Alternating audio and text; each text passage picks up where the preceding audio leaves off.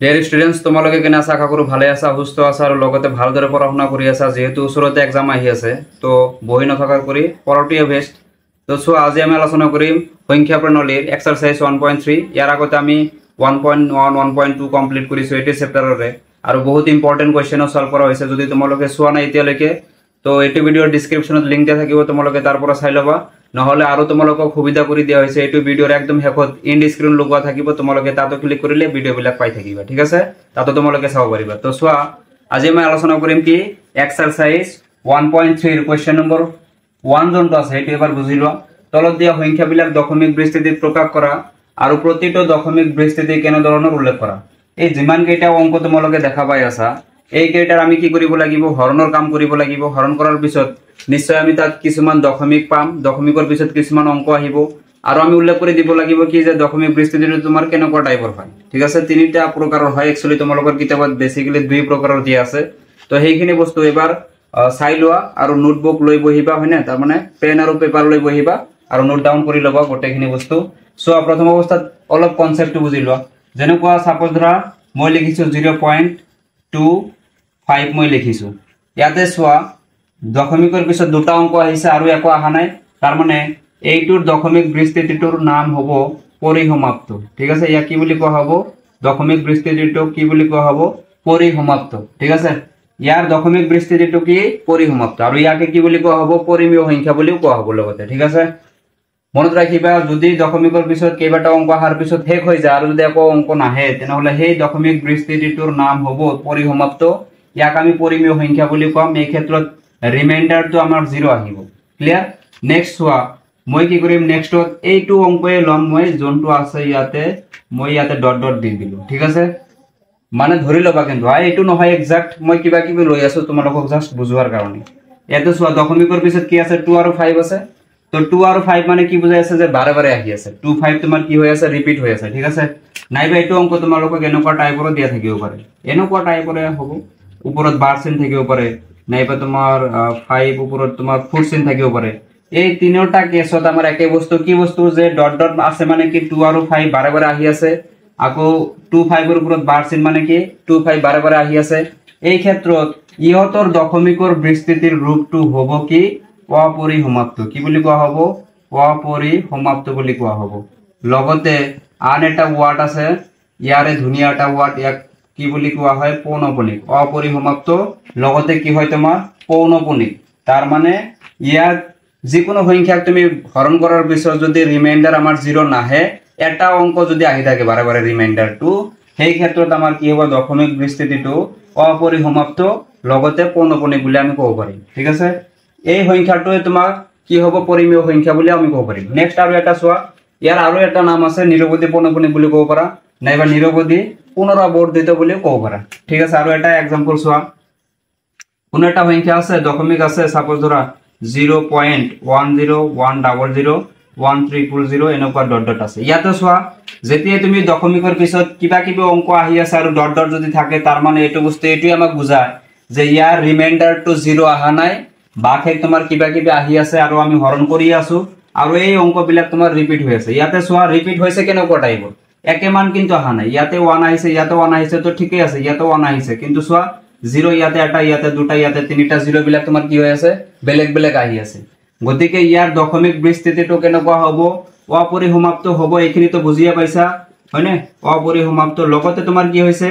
দশমিকৰ পিছত অংকবিলাক আমাৰ ৰিপিট হৈছে নেকি হোৱা নাই ৰিপিট হলে পৌনপুনিক আৰু ৰিপিট নহলে অপৌনপুনিক কেৱল তুমি এটা অ লগাই দিলে হৈ গল কাম তো অপৌনপুনিক তোমালোকৰ বুকত একচুয়ালি এনেকুৱা টাইপৰ নাই যদিও আমি এইটো জানিব লাগিব আৰু অপৰিসমাপ্ত অপৌনপুনিক দশমিক হলে সেইবিলাক সংখ্যাক আমি কি নামেৰে ক'ব পাৰিম সেইবিলাক সংখ্যাক আমি অপৰিমেয় সংখ্যা বুলিও আমি ক'ব পাৰিম ঠিক আছে তো এতিয়া চোৱা মই কি কাম কৰিম এইখিনি ইৰেজ কৰি দিম গোটেইখিনি বস্তু নিশ্চয় বুজি পাইছা তিনটা কনসেপ্ট লাগে এই 1 নম্বৰ কোৱেশ্চনটো সলভ কৰাৰ কাৰণে মই কি কৰিম এতিয়া এই হৰণ তোমালোকৰ যিমান কেইটা ফ্ৰেকশন তোমালোকে দেখা পাই আছা যি কেইটা অংক তোমালোকে দেখা পাই আছা এই কেইটাৰ হৰণৰ কাম মই কৰিলাম কিয় নহলে ভিডিওটো বহুত ডাঙৰ হৈ যাব দীঘলীয়া হ'ব তোমালোকৰ বোৰ ফিল কৰিবা যাৰ কাৰণে মই হৰণ প্ৰসেসটো আগত কৰিলাম তাৰ পিছত তোমালোকক ধুনিয়া কৰি বুজাই দিম কত না যাবা পেনশন লৈ বহি থাকা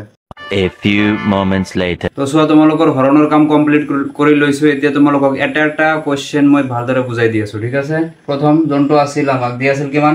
36/100 দি আছিল এইটো তুমি ডাইৰেক্ট কৰিব পাৰা কাৰণ তোমাৰ হৰত কেইটা জিৰো আছে দুটা যদি 100 আমি নেলিখো দুই ঘৰ পিছত তোমাৰ কি হ'ব লগত দশমিকটো আহি যাব তো ইয়াতে দুই ঘৰ পিছত দশমিক আহিব সো ইয়াতে আমাৰ ভাগফলটো কি ওলাব 0 যেনেকুৱা 100 যে তুমি 360 হৰণ কৰি আছা মানে 36 ইয়াতে তো 0 নাছিল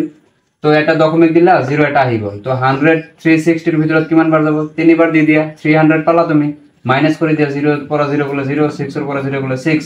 60 হৈ গল যেটো দশমিক তুমি আগতে দিছে এটা 0 তুমি বঢ়াই দিলা 600 হৈ গল তো 100 এর লগত কিমান ইনটু কৰিলে 600 হ'ব 6 এতিয়া সো ৰিমাইন্ডাৰ আমাৰ কিমান আহিছে 0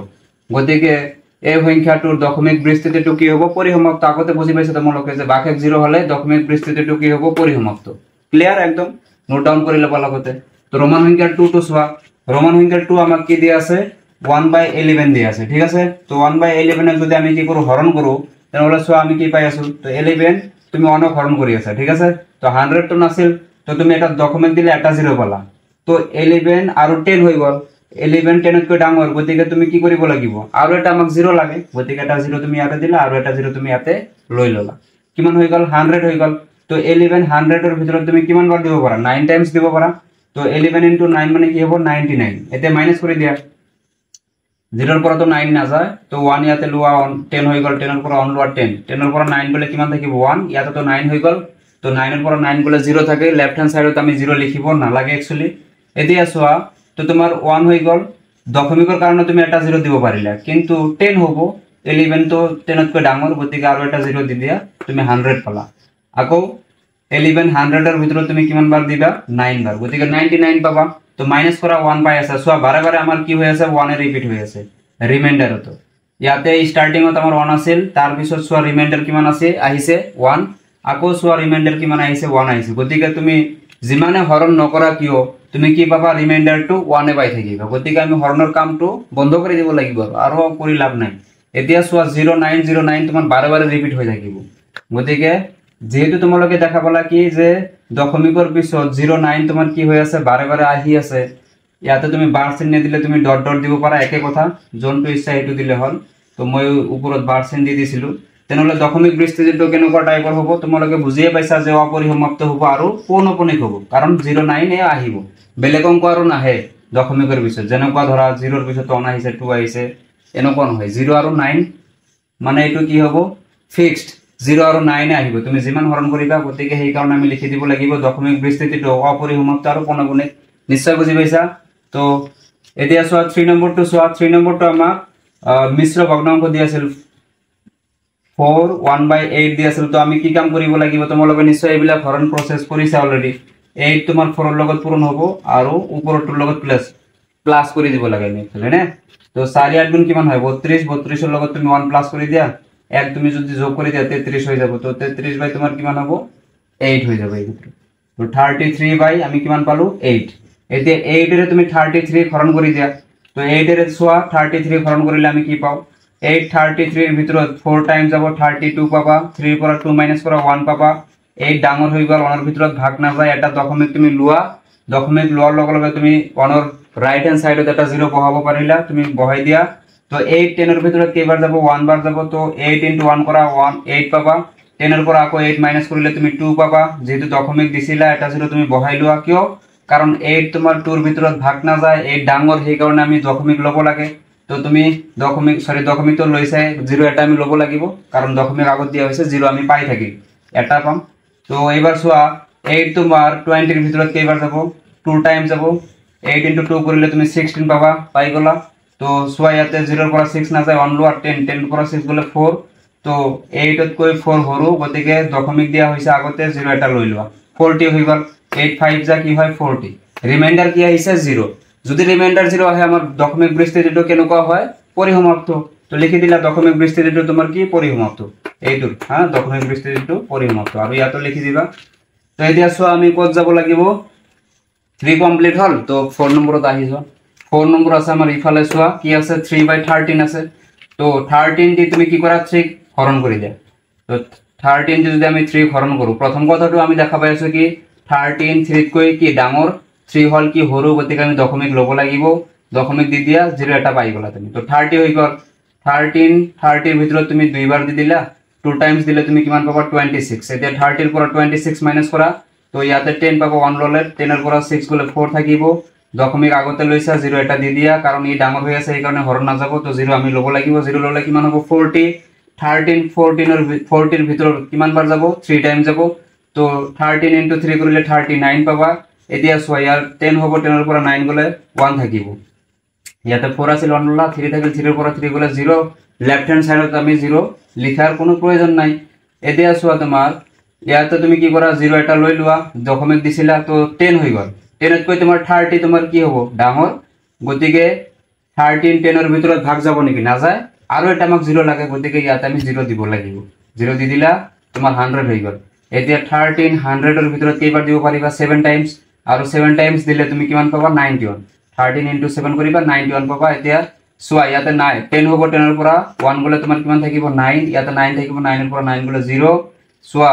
আমাক 9 দিয়া আছে তো 9 পালো রিমাইন্ডার কিন্তু 13 হল ডাঙৰ গতিকে এই দশমিকৰ কাৰণে আমি এটা 0 বহাই ললো 90 পাই গলো এতিয়া 13 90 এর ভিতৰত তুমি কিমান টাইমস দিব পাৰিবা 6 টাইম তো 6 টাইম দিয়াৰ লগে লগে আমি কিমান পাইছো 78 আকৌ মাইনাস কৰি দিয়া 10 এৰ পৰা 8 গলে তুমি কিমান পাবা 2 পাবা আৰু ইয়াতে থাকিব 8 1 তুমি ধাৰ লৈছিলা তো 8 এৰ পৰা 7 গলে 1 12 হৈ গল তথাপি 13 ডাঙৰ তো দশমিক আছে তুমি এটা 0 বহাই লোৱা তো 120 হৈ গল তো 13 120 এৰ ভিতৰত কিমান বাৰ দিছা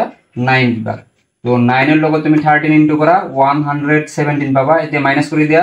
ইয়াতে সোয়া 0 আছে 1 লোৱাৰ 10 হৈ গল 10 এৰ পৰা 7 গলে কিমান থাকিব 3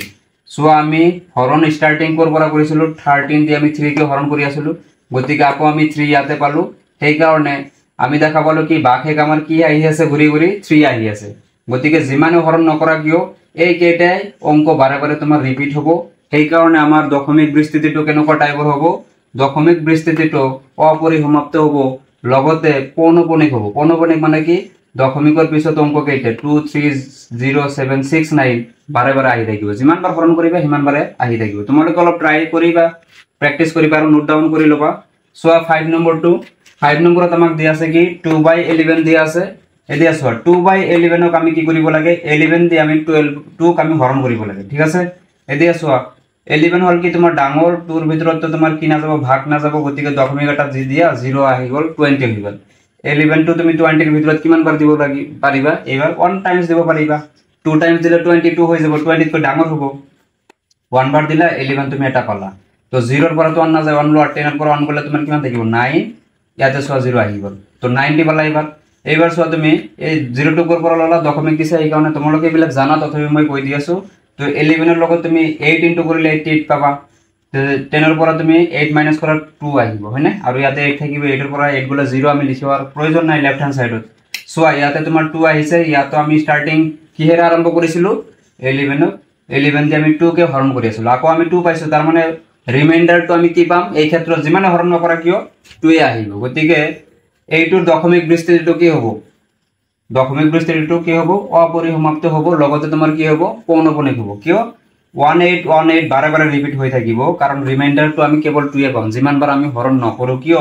এতিয়া সো লাষ্ট জনটো আছে আমাৰ কি ৰোমান সংখ্যাৰ 6 তো ৰোমান সংখ্যাৰ 6 টো মই কি কৰিছো ডাইৰেক্ট আনসাৰটো ইয়াতে লিখি দিছো তোমালোকে হৰণৰ কামটো কৰিবা এইখিনি তোমালোকৰ হোমৱৰ্ক ঠিক আছে आंसर এইটো আহিব লাগিব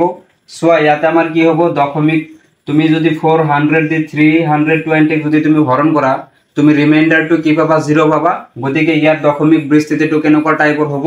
দশমিক বিস্তৃতিটো পৰিসমাপ্ত হ'ব হৰণৰ কামটো কৰিবা আৰু কমেন্ট সেকশনত হেতু জনাই দিবা হৰণৰ হেৰিটো ঠিক আছে তো ধন্যবাদ লগতে তোমালোকে স্ক্ৰিনশটটো এবাৰ মাৰি লবা ঠিক আছে ধুনিয়া কৰি স্ক্ৰিনশট মাৰিবা আৰু স্টেপ বাই স্টেপ নোট ডাউন কৰিবা